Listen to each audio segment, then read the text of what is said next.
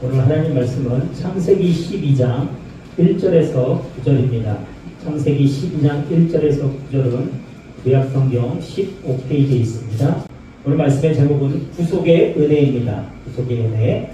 신앙생활을 하면서 우리가 언젠가는 반드시 꼭 한 번 이상 듣게 되는 단어가 있습니다. 뭐냐면 바로 구속사입니다. 구속사. 성경에서 말하는 구속사는요, 죄로 인해 하나님을 떠난 인간을 구원하시기 위해 하나님께서 역사 속에서 이루어 가시는 구원의 계획과 과정을 얘기합니다. 여러분, 구속사 반드시 우리가 알아야 되고 우리에게 굉장히 큰 의미가 있는 것입니다. 죄로 인해 하나님을 떠난 인간을 구원하시기 위해 하나님께서 역사 속에서 이루어 가시는 구원의 계획과 과정. 한 번 더 쉽게 설명드리면, 하나님께서 죄인인 인간을 어떻게 구원하시고 죄로 무너진 세상을 어떻게 회복시키는지를 보여주는 성경 전체의 큰 이야기라고 할 수 있습니다. 이것이 바로 구속사입니다. 구속이라는 말은요, 값을 지불하고 노예 혹은 종, 그리고 포로를 풀어주는 것을 이야기합니다. 그래서 성경에서는요, 골로새서 1장 14절에 보면 그 아들 안에서 우리가 속량 곧 죄사함을 얻었도다 이렇게 얘기합니다. 예수 그리스도께서 자신의 생명과 피를 대가로 죄인인 우리를, 인간을 죄와 죽음에서 건져내신 것을 의미합니다. 여러분, 성경은 서로 관계없는 여러 인물들과 사건들을 모아놓은 소설책이 아닙니다. 창세기부터 요한계시록까지 하나님께서 예수 그리스도를 통해 자기 백성들을 구원하시는 하나의 이야기로 연결되어 있는 것이 성경입니다. 그래서 여러분, 구속사의 주인공은 하나님이십니다. 우리는 흔히 구속사의 주인공을 아브라함이나 모세나 노아나 다윗 같은 성경에 등장하는 위대한 인물들로 생각합니다. 그러나 그들은 하나님께서 인류 구원의 역사를 이루시기 위해서 사용하셨던 사람들입니다. 구속사의 진정한 주인공은 하나님이십니다. 성경에 등장하는 많은 사람들은요, 믿음으로 하나님 말씀에 순종하며 나아가기도 했지만 그들은 두려워하기도 했고 때로는 실패하기도 했고 또 하나님의 말씀에 불순종하기도 합니다. 그러나 인간이 실패한다고 해서 하나님의 인류를 구원하시고자 했던 그 계획이 무너지지는 않습니다. 왜냐, 하나님께서는요, 인간의 실패 속에서도 자신의 약속을 신실하게 이루어 가시는 분이기 때문입니다. 그래서 우리가 성경을 읽을 때 중요한 것은 뭐냐면요, 한 개인 혹은 그 개인의 어떤 사건 속에서 그가 무엇을 잘했는지 무엇을 잘못했는지 그것들을 우리가 살펴보는 것이 아니라 그 사람 혹은 그 사건을 통해서 하나님께서 구원을 어떻게 이루어가고 계시는지 그것을 보며 읽는 것이 중요하다는 거예요. 성경은 아까 말씀드렸지만 창세기부터 요한계시록까지 하나의 주제로 이어져 있어요. 인간들을 구원하시기 위한 하나님의 그 계획, 그 구속사의 관점에서 성경은 쓰여져 있는 것이거든요.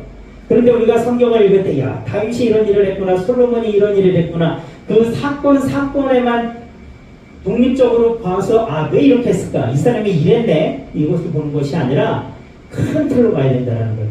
하나님께서 구원을 어떻게 이루어 가시는가, 그 맥락 안에서 성경을 읽는 것이 굉장히 중요하다는 것입니다. 여러분, 그렇다면 왜 구속사는 시작되어야만 했을까요? 우리가 잘 아는 대로 우리 인간의 타락 때문입니다. 하나님께서는 세상을 선하게 창조하셨어요. 인간은 하나님과 교제하며 하나님의 뜻에 따라 살아가도록 지음받은 존재였습니다. 그런데 아담과 하와가 하나님의 말씀에 거역하면서 죄가 이 세상에 들어오게 된 것입니다. 죄로 인해 하나님과 인간의 관계가 멀어졌죠. 단절됐습니다. 죽음과 고통과 갈등이 이제 시작됐습니다.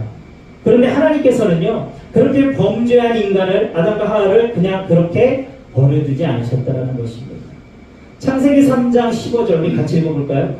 내가 너로 여자와 원수가 되게 하고 내 후손도 여자의 후손과 원수가 되게 하리니 여자의 후손은 내 머리를 상하게 할 것이요 너는 그의 발꿈치를 상하게 할 것이니라 하시고, 여러분, 하나님께서 뱀의 머리를 상하게 할 여자의 후손을 약속하셨다는 거예요.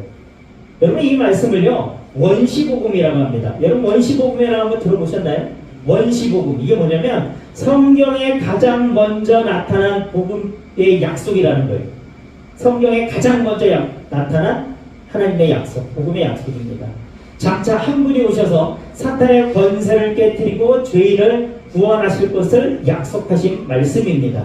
그리고 이 약속은 예수 그리스도의 십자가와 부활을 통해 성취된다는 것이죠. 여러분, 하나님은 이렇게 언약을 통해서 구속사를 이어가셨습니다. 여러분, 참고로 말씀드리면 언약은 무엇이냐? 서로 관계를 맺고 반드시 지키기로 세운 약속을 말하는 거예요. 여러분, 우리가 언약이라는 말도 많이 들어보잖아요. 언약은 그것입니다. 서로 관계를 맺고 반드시 지키기로 세운 약속이에요. 그러면 언약과 우리가 흔히 이야기하는 약속과 언약의 차이는 뭐냐? 일반적인 어떤 일을 하겠다라는 게 약속이에요.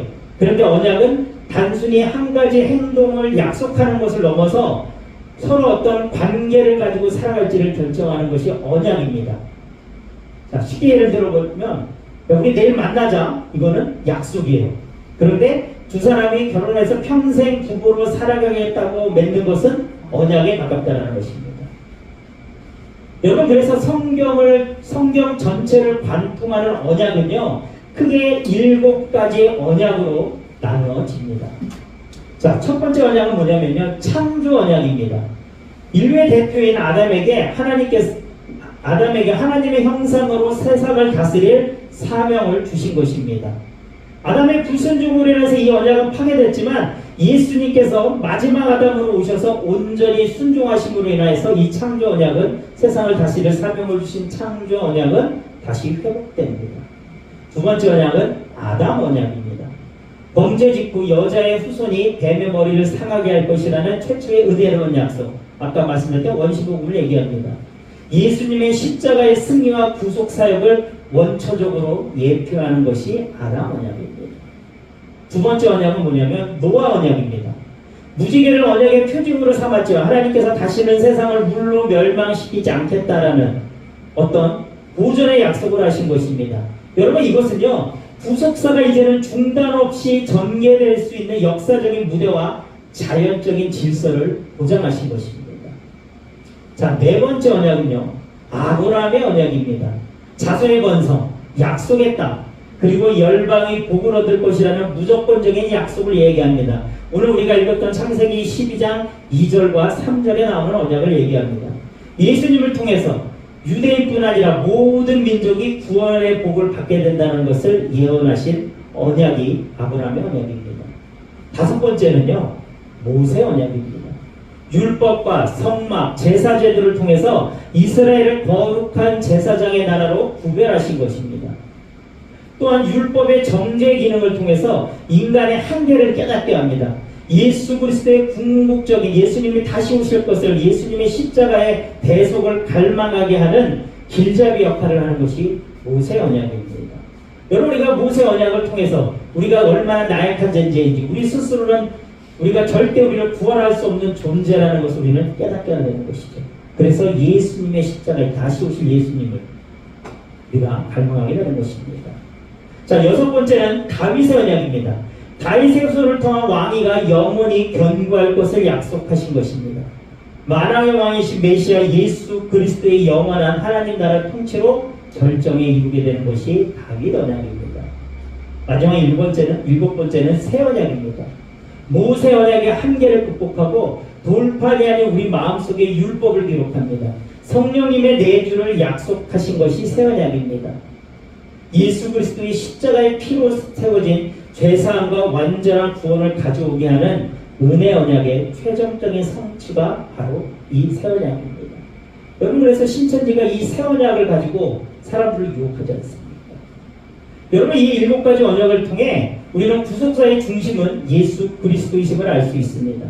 구약 성경에서 나오는 여러 가지 약속, 제사, 성막, 성전, 제사장, 왕, 선지자, 유월절, 어린 양은 모두 궁극적으로는 누구를 가리킨다고요? 예수 그리스도, 예수님을 가리키는 것입니다. 여러분, 그래서 예수님도요, 요한복음 5장 39절에 보면 이 성경은 곧 내게 대하여 증언하는 것이니라고 예수님도 말씀하십니다. 성경 전체가 자신을 증언한다라고 예수님이 말씀하셨습니다. 여러분, 예수님께서는요, 십자가에서 우리의 죄값을 담당하고 부활하심으로 죄와 죽음의 권세를 이기셨습니다. 따라서 여러분, 구속사는요, 십자가의 부활에서 가장 먼저 드러나게 되는 것입니다. 여러분, 우리가 성경을 이렇게 얘기합니다. 구약은 오실 그리스도를 약속합니다. 예언한다고 해요. 복음서는 오신 그리스도를 증언합니다.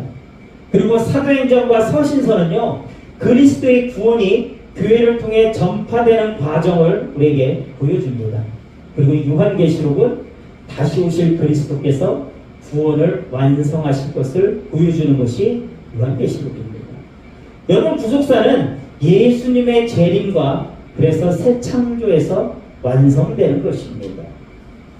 구속사는 예수님의 십자가에서 끝난 것이 아닙니다.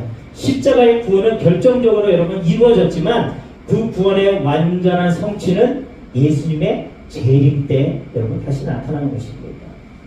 예수님이 다시 오시면 죄와 죽음이 완전히 제거됩니다.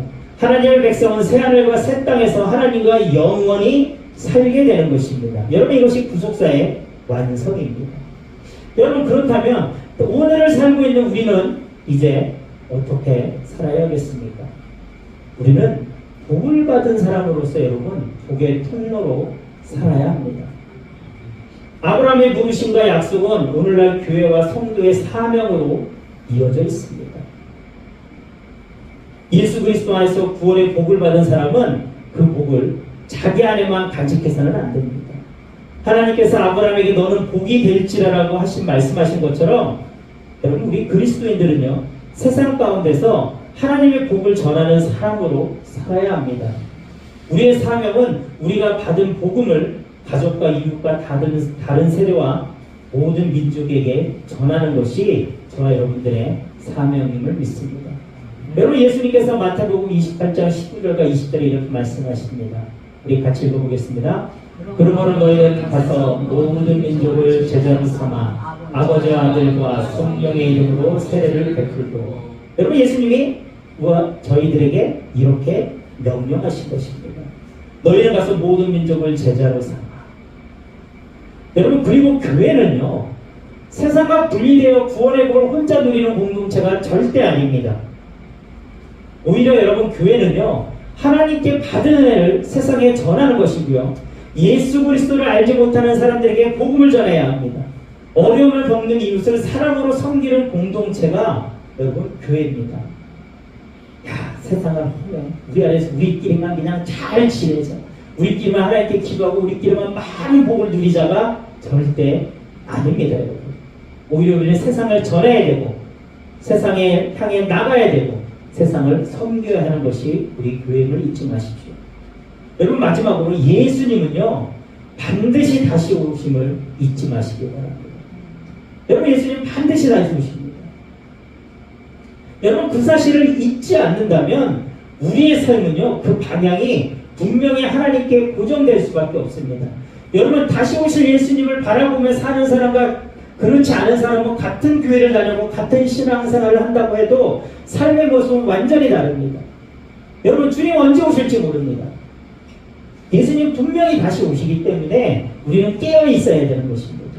세상의 법대로 세상의 통조를 따라 사는 것이 아니라 예수님이 다시 오셨을 때 내가 너희 가운데 믿음을 찾아볼 수 있겠냐고 말씀하셨었잖아요. 그 얘기는 뭡니까? 너희들이 정말 나를 바라보고 믿음으로 살았냐라고 예수님이 물어보신다는 거예요. 여러분, 예수님 분명히 다시 오십니다. 예수님 언제 오실지 몰라요. 오늘 오실 수도 있어요. 여러분, 그런 생각을 한다고 한다면 우리의 삶은 여러분 세상을 그냥 막 살게 되지 않습니다. 초점이 하나님께 맞춰집니다. 하나님의 마음을 알기 위해서 살아갑니다. 하나님의 뜻대로 살기 위해 노력합니다. 여러분, 예수님 분명히 다시 오신다는 것을 잊지 마시기 바랍니다.